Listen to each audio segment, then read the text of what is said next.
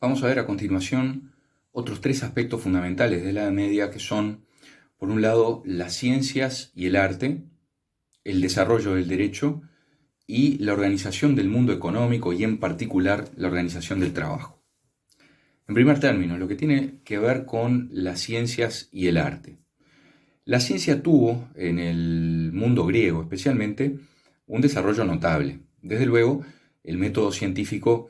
puede considerarse perfecto recién en el período moderno, a partir de los siglos XV y XVI, con el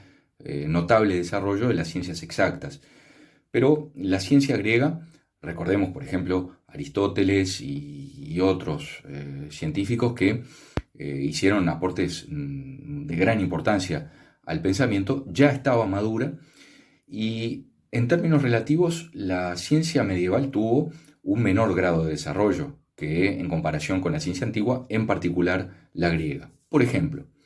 en la astronomía, durante la Edad Media todavía se sostenía la teoría geocéntrica, es decir, la vieja teoría de Ptolomeo, según la cual la Tierra es el centro del universo, y esto recién fue revisado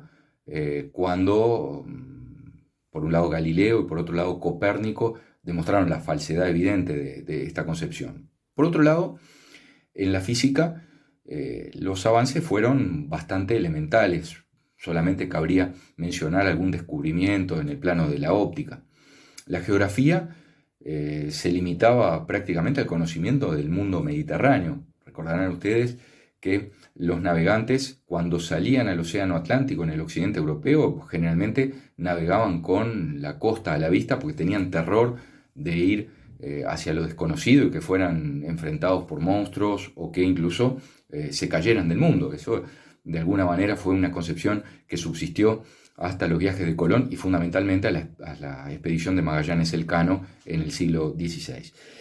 La medicina tuvo un momento de retroceso en la Edad Media porque por razones de religión estaba prohibida la disección de cadáveres y por lo tanto solo se podía hacer investigación y muy limitada en los cuerpos de algunos animales. En el derecho,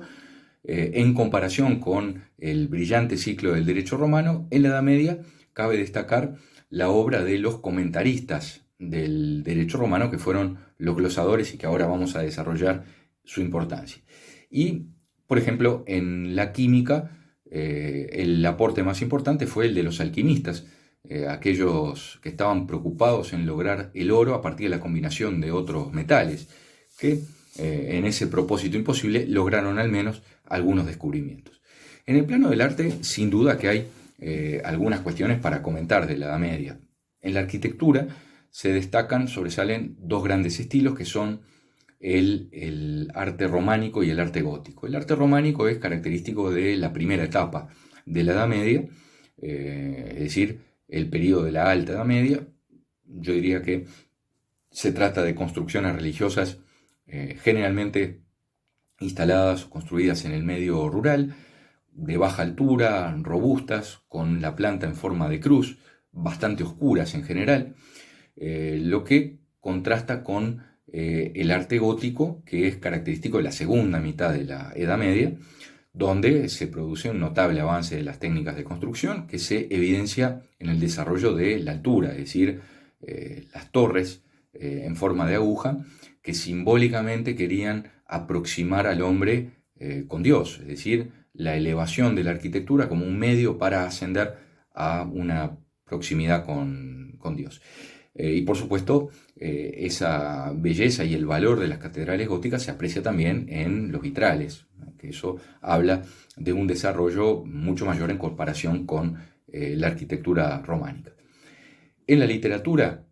sobresalen las obras de Dante Alighieri, la Divina Comedia, y en el plano filosófico, obras, por ejemplo, como la Suma Teológica de Santo Tomás de Aquino. El derecho en la Edad Media fue fundamentalmente de carácter consuetudinario, es decir, basado en la costumbre y con algunas características que nos pueden llamar la atención desde nuestro punto de vista, como por ejemplo los famosos juicios por ordalía, cuando se hacían aquellos juicios a los herejes, sobre todo, en que se les imponía pruebas tales como la del hierro candente para demostrar si eran herejes y debían ser ejecutados o si en realidad eran inocentes. Se los sometía a pruebas imposibles como la que les decía del hierro candente. Si se quemaban es porque eran culpables, y bueno, y esa era la prueba de que había que ejecutarlos. Lo más notable en el estudio del derecho durante la Edad Media fue el movimiento de los glosadores y los posglosadores. Estos fueron comentaristas del derecho romano, fundamentalmente de una de las grandes obras del Corpus Juris, que es el Digesto. Los glosadores normalmente se dedicaban a hacer anotaciones, comentarios, la glosa de esos textos, y de alguna manera fueron retomando el estudio del derecho romano, potenciándolo especialmente a partir de un centro cultural que fue la Universidad de Bolonia, el centro de los estudios jurídicos de la Edad Media. En el plano del trabajo, debemos destacar los cambios económicos que se produjeron en Europa Occidental a partir del siglo XI y que tuvieron como resultado una reactivación de toda la economía occidental, muy venida menos durante el periodo anterior, es decir, durante todo el ciclo del siglo V hasta el siglo X, donde se produjo una fuerte caída de la producción europea. En el siglo XI se dan una serie de cambios que redinamizan la economía, potencian la economía europea y que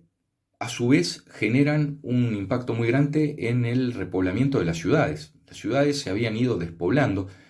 durante toda la primera mitad del medioevo y comienzan a tener nuevamente una importancia como no tenían desde los siglos de los tiempos antiguos, es decir, cuando Roma y otras ciudades habían tenido una gran población. En el caso de Constantinopla, la capital del Imperio Romano de Oriente, llegó a tener en el siglo XIII unos 500.000 habitantes, lo cual sin duda es una cantidad considerable para los tiempos. En Occidente las ciudades eran más pequeñas, París llegó a tener en algún momento unos 150.000 habitantes, en el norte italiano ciudades como Milán llegaron a tener alrededor de 100.000 habitantes en el siglo XIII, pero si bien esto es poco en relación a lo que actualmente podemos considerar ciudades grandes, evidentemente marca un repunte, un auge con respecto a los siglos anteriores. Y en esta organización urbana se produce el surgimiento de las famosas corporaciones, es decir, los gremios de artesanos que se organizaban por ramas, por oficios, por ejemplo, los panaderos, los herreros, los sastres, los farmacéuticos. Cada uno de estos grupos de profesionales se organizaban básicamente para evitar la competencia entre sí, asegurar la estabilidad de los precios y sobre todo la continuidad de la ganancia y especialmente darse protección recíproca, es decir, la idea de la mutualidad o la mutua asistencia entre los pares, entre los compañeros de un mismo oficio, entre los maestros y compañeros de un mismo oficio. Estas corporaciones tenían siempre 3 grados, que eran el grado de aprendiz, oficial o compañero y maestro. El aprendiz era normalmente un adolescente que ingresaba alrededor de los 14 o 15 años en un taller y trabajaba durante 4 o 5 años para adquirir las destrezas mínimas en el oficio.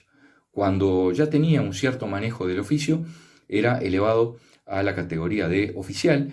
y a partir de allí podía liderar algunas tareas y comenzar a enseñar a otros adolescentes, pero el verdadero salto se daba con la obra maestra, que permitía que ese oficial fuera considerado un maestro, es decir, uno más entre los pares, los que formaban parte de la corporación, y a partir de ese momento el maestro tenía su propio taller. Y este ciclo de aprendiz, oficial y maestro se repetía en cada una de esas ramas de actividad. Esto habla de una economía muy cerrada, donde se evitaba la libre competencia, que fue característico de los siglos XII, XIII y XIV y que entró fuertemente en crisis en el siglo XV cuando se produce el advenimiento del mundo moderno.